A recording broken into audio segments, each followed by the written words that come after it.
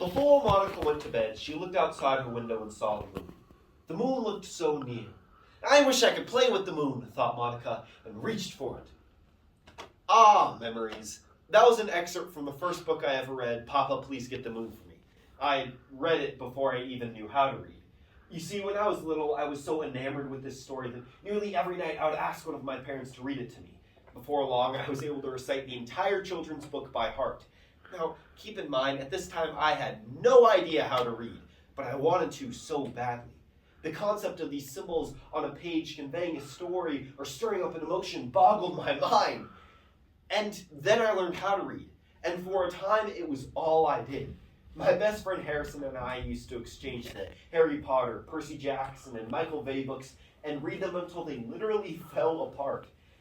But then, this summer, for my English class, I had to read a book, and I began to wonder, when was the last time I read something for fun?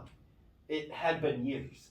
The same person who once memorized whole stories now, more often than not, avoided reading when possible, opting for audiobooks or, better yet, video summaries. And I'm not alone.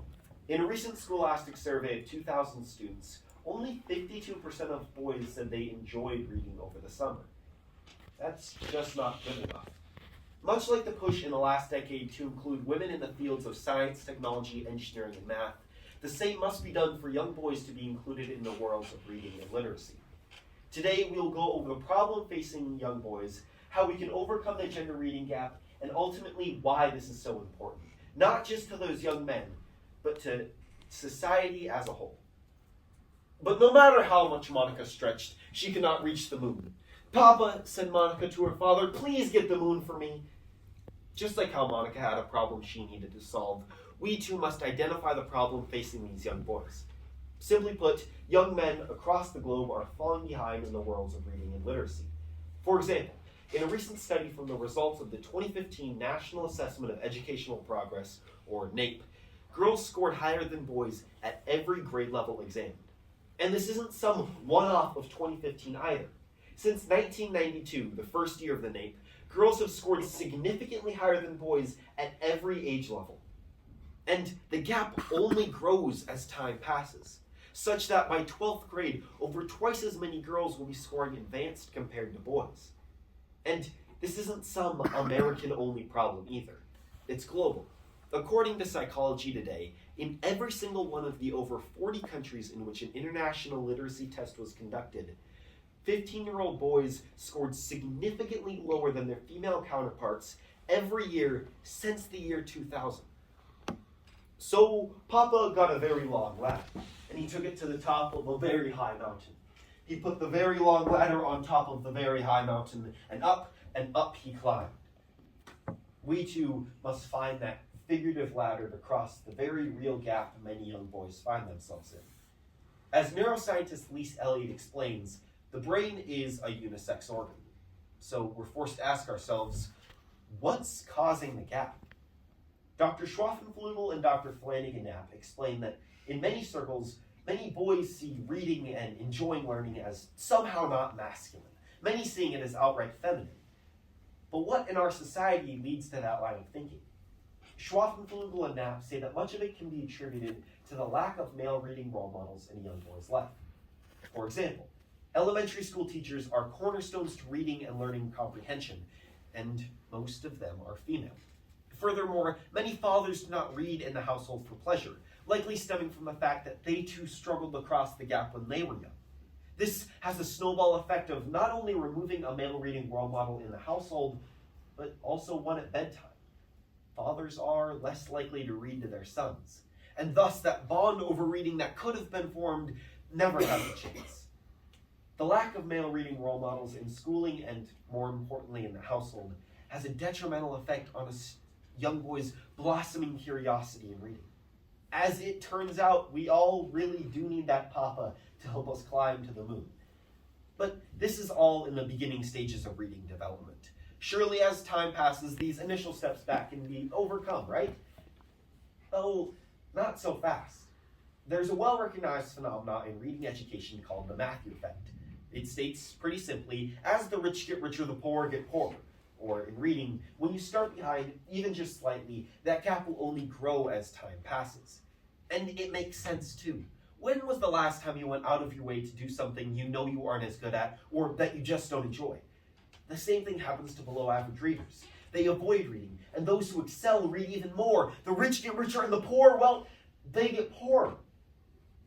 Now, I know, in a society inundated with stories of climate change, government overreach, racial and sexual inequality, male literacy can feel like an unimportant topic. But this is something you can change. There is something you can do about this. So how do we overcome the system holding back so many young boys?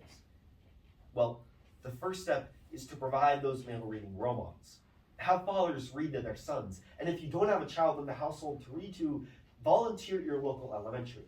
Be that male reading role model to boys that don't have that opportunity at home. And the second, and arguably more important step, is to provide young boys with the right books. There is so much literature aimed at young men that goes completely unnoticed because of the social stigma surrounding it. If you can spark the joy, you can help cross the gap. When the moon was just the right size, Papa took it. Down and down he climbed. Here, said Papa to Monica, I have the moon for you. Monica played with the moon. She juggled it and threw it up into the air. Here, the effects of Papa's actions are felt through joy and happiness, just like what would happen if our gap was conquered. But it raises the all-important question. What does the cost of inaction look like? Well, the first and most obvious problem with the gender reading gap is the clear detrimental effects it has on the student in the world of education.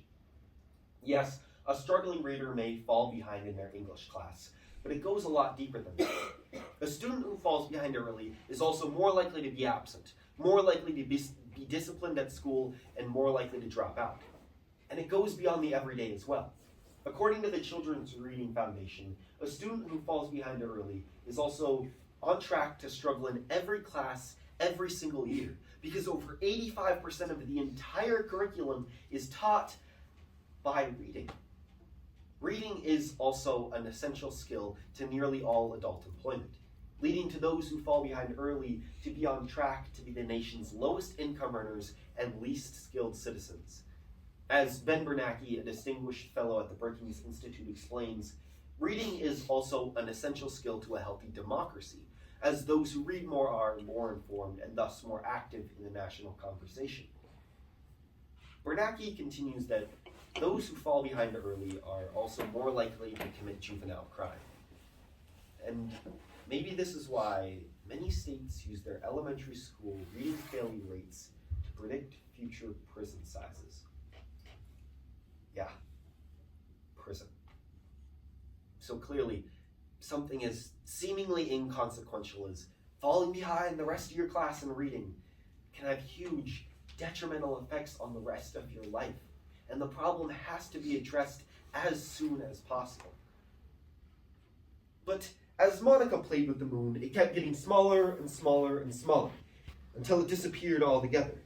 And then one night Monica saw a small, thin sliver of the moon reappear. And each night it grew and grew and grew.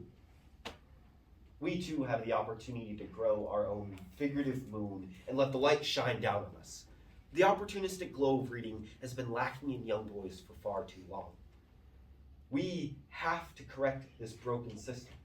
Young men across the globe are falling behind in the worlds of reading and literacy, but that much of it stemming from the machismo surrounding reading, but that can be overcome in the household through fathers and grandfathers because the cost of inaction is detrimental. Now, I'll be honest, I've got to heed my own words too. Harrison and I should probably start another book series. But in the end, hopefully with this speech, the narrative around male reading will change.